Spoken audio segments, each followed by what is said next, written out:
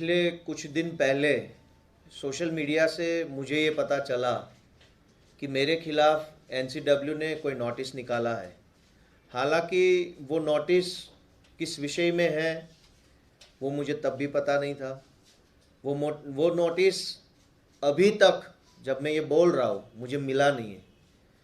लेकिन मैं कानून को मानने वाला एक नागरिक हूँ। जैसे ही मुझे सोशल मीडिया से, ट्विटर से ये पता चला कि कोई नोटिस निकला है और महिला कमीशन ने भेजा है, क्योंकि हम महिलाओं का सम्मान करते हैं, तो हम सामने से बिना किसी इधर उधर की बात किए कि मिला नहीं है, कब मिलेगा, जब मिलेगा तब जाएंगे, कोई इधर उधर की बात किए बिना मैं आज नेशनल कमीशन ऑफ वीमेन के सामने अपना पक्ष रखने के लिए, अपनी बात बताने के लिए मैं आया। जैसे ही आज मैं कमीशन की ऑफिस पे गया तो सबसे पहले मेरे साथ जो मेरे वकील थे उसको रोका गया। ये कहा गया कि कमीशन का कानून है अपना कि वकील किसी के साथ नहीं आ सकते। हमने कहा कि संविधान में लिखा है कि सबको कानूनी असिस्टेंस लेने का अधिकार है। मुझे रोका गया, बोला आपको अकेले को ही आना पड़ेगा। जैसे ही मुझे फर्स्ट फ्लोर पे कमीशन की ऑफिस के अंदर ले जाया गया, जहाँ चेयरमैन मैडम बैठती है, उसके चैम्बर में ले जाया गया। मैंने कमरे का दरवाज़ा खोलते हुए पूछा कि मैं कम इन मैडम। उसने बड़ी एरोगेंसी से कोई जवाब नहीं दिया और मेरी तौर देखते हुए बोला कि बहुत ही बदतमीज हो तुम, क्या औकात है तुम्हारी और क्या हैसियत है तुम्हारी। मुझे ये कहा गया। मैं शॉक हो गया कि ये क्या भाषा है, ये किस टाइप का इन्वेस्टिगेशन है, ये किस चीज़ के लिए मुझे इस कमरे में, इस ऑफिस में बुलाया गया। मैं शॉक हो गया। मैं कुछ नहीं बोला क्योंकि वो चेयर पे बैठी है। चेयर की रिस्पेक्ट करना सिटीजन होने के नाते मेरा फर्ज बनता था। मैं सुनता रह गया। मुझे पूछा गया कि ये कौन लोग हैं जो बाहर आए हैं, क्यों आए हैं इतने लोग, और मुझे बड़े भद्दे तरीके से, बड़ी घटिया तरीके से ट्रीट किया गया 2 मिनट के लिए। बहुत डांटा गया, बहुत धमकाया गया, ये कर दिया जाएगा, पुलिस के हवाले कर दूंगी, तुम्हारे ऊपर एफआईआर करवा दूंगी, जेल में भर देंगे, क्या समझते हो अपने आप को, औकात क्या है तुम्हारी। इस टाइप की बातें खुद मैडम ने अपने चैम्बर में मुझे बताई। मैं सिर्फ सुनता रहा। मैं सुन था, मैं शॉक था, क्या बोलूँ क्या नहीं बोलूँ। फिर मैं अपने आप से उस कमरे के बाहर निकल गया और मैं अपने वकील जो ग्राउंड फ्लोर पे बैठे थे उनसे मैं मिला और उनको कहा कि मैडम ने मेरे साथ इस तरीके का बर्ताव किया है। ना वो मेरा स्टेटमेंट रिकॉर्ड कर रहे हैं, ना जिस चीज़ के लिए मुझे समन किया गया था उस चीज़ को लेकर कोई बात कर रहे, बस मुझे गालियां दे रहे, धमका रहे। इतनी देर में कमीशन की ओर से पुलिस को बुला लिया गया। फिर पुलिस की ओर इनकी क्या बातचीत हुई मुझे तो कोई पता नहीं है। लेकिन फिर मुझे पुलिस की मौजूदगी में बताया गया कि ऊपर आपको बैठना है। कुछ 8-10 लोग सिविल कपड़ों में थे। वो क्या थे, किस ऑफिशियल कैपेसिटी से वहाँ थे, क्या उनका कोई पद था, क्या वो कोई ऑथोराइज पर्सन थे, मुझे कुछ नहीं पता है। कोई एक लड़की थी जो लगातार मोबाइल से एक वीडियो ले रही थी। जब मैंने पूछा कि ये वीडियो ऑफिशियल है, मुझे बताया गया कि हाँ ये ऑफिशियल रिकॉर्डिंग हो रहा है।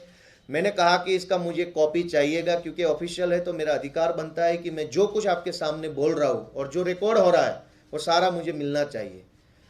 फिर सारे लोग मिलके मुझे धमकाने लगे, डराने लगे कि क्या हो गया, क्या नहीं हो गया, क्या चीज़ है, क्या नहीं है।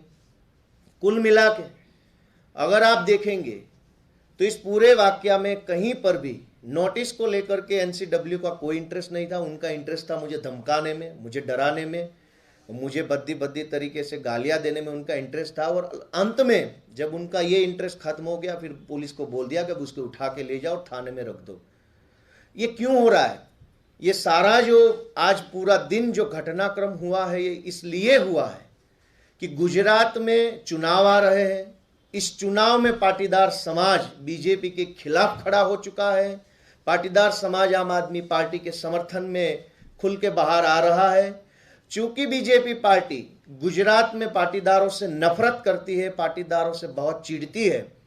पिछले कुछ साल पहले पाटीदारों के 14 युवाओं पर बीजेपी की सरकार ने गोलियां चलवाई थी और 14 युवाओं को उसने एक तरीके से मर्डर कर दिया था। बाकी जो बच गए उनके ऊपर हजारों फर्जी मुकदमे लगा के हजारों युवाओं को जेल में बंद कर दिया था, उनका करियर खराब कर दिया था।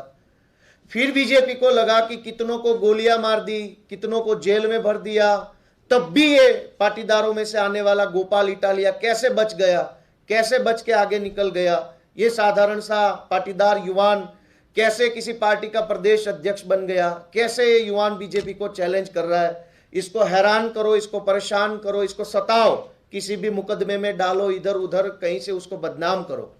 पूरी बीजेपी पार्टी इस वक्त गोपाल इटालिया के पीछे पड़ी हुई है। मैं क्या हूं? मैं कुछ नहीं हूं, एक साधारण सा युवान हूं, मेरी कोई शख्सियत ही नहीं है एक तरीके से अगर आप देखेंगे। लेकिन जब आप ट्विटर पे, सोशल मीडिया पे देखते हैं, बीजेपी के सारे विधायक, सेंटर के मिनिस्टर, पूरा आईटी सेल एक ही छोटे से आदमी के पीछे लगा के रखा है। क्यों? क्योंकि वो लोग पाटीदार समाज से नफरत करते हैं और नफरत में इस हद तक गिर चुके हैं कि गुजरात से मुझे उठाकर ओखला के थाने में बिठा दिया। यहां तक कि मेरे वकील को भी नहीं बताया कि मुझे कहां ले जाया जा रहा है। वकील को किसी और थाने का एड्रेस बताया कि यहां बिठाया है, ले जाया गया कहीं और जगह। कुल मिला के ये जो पूरा घटनाक्रम है, इसमें साफ साफ तौर पे बीजेपी की भ्रष्ट मानसिकता, पाटीदार समाज के खिलाफ की मानसिकता का प्रदर्शन हो रहा है। वो नहीं चाहते हैं कि गुजरात से पाटीदारों के युवा आगे बढ़े, आगे आए, राजनीति में हिस्सा ले, लीडरशिप रोल में आए। वो नहीं चाहते, इसलिए किसी ना किसी तरीके से गुजरात में भी मेरे ऊपर पिछले दिनों में काफ़ी FIRs लगाई हुई है। यहाँ पर भी इन्होंने आज मेरे साथ जो किया वो बताता है कि ये पाटीदारों से चिढ़ते हैं, पाटीदारों को नफरत करते हैं, गोलियां मारते हैं, जेल में भरते हैं, तब भी उनको संतोष नहीं होता है, तो अब गुजरात से बाहर बुला के प्रताड़ित करने की कोशिश करते हैं। लेकिन मुझे आज कहना है कि मेरा नाम गोपाल है और मुझे भगवान ने आशीर्वाद दिया है। अब मैं गोपाल हूं और मैं इन कंस की औलाद से डरने वाला नहीं हूं। ये सारे कंस की औलादें अब लगी पड़ी हुई है आम आदमी पार्टी के खिलाफ, पाटीदार समाज के खिलाफ, गोपाल इटालिया के खिलाफ, अरविंद केजरीवाल के खिलाफ। सारे कंस की औलादें एकजुट हो चुकी है। लेकिन हम भी गोपाल है, हम भी ईश्वर की संतान हैं। इन सारी कंस की औलादों के सामने लड़ेंगे और जीत के दिखाएंगे।